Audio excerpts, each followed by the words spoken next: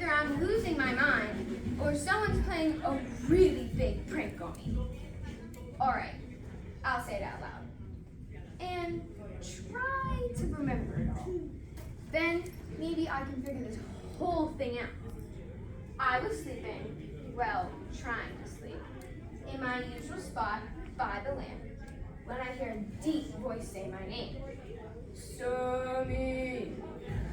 Of course, I think it's Eli. I mean, who else would it be? So I run to Eli and say, here I am. You called me? And also, how'd you make your voice do that? But he just looks at me with a half-asleep, confused face and says in his usual old man Eli voice, I didn't call you. Go back to bed. Awkward. So I shuffle back, a little embarrassed. And just as I'm drifting off, boom! There it is again. Sammy. I go to Eli again.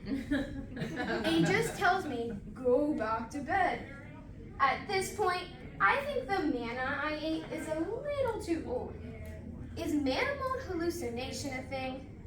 Note to self, read the expiration date. Third time's the charm, right? Wrong. Sammy. I go to Eli, and he tells me, or before he can send me off, he pauses. His eyes light up, and he says, if you hear the voice again, say, speak, Lord, for your servant is listening. I think, wait a minute. You need to tell me that the Lord, creator of the universe, Almighty God, is trying to speak to me? Me? I'm just a kid who polishes lamps and sweeps floors. So I go back to bed, heart pounding like a drum. Boom, boom, boom, boom.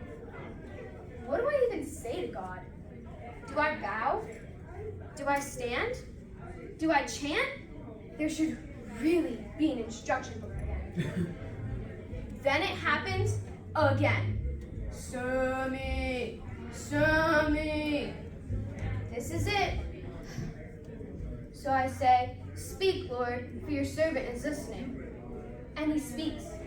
God speaks to me. And what he says, it's not so nice. He tells me things about Eli's family, stuff that's hard to hear. Judgments, consequences, stuff that no kid wants to be in the middle of. All right, so now not only have I just talked to God, but I have to tell Eli that God isn't happy with his family. Ugh, I could pull my hair out right now. I mean, how am I supposed to do that? Hey Eli, thanks for raising me and all, but by the way, God's got some not so great news for you. I feel like a teeny tiny pebble caught between two huge boulders.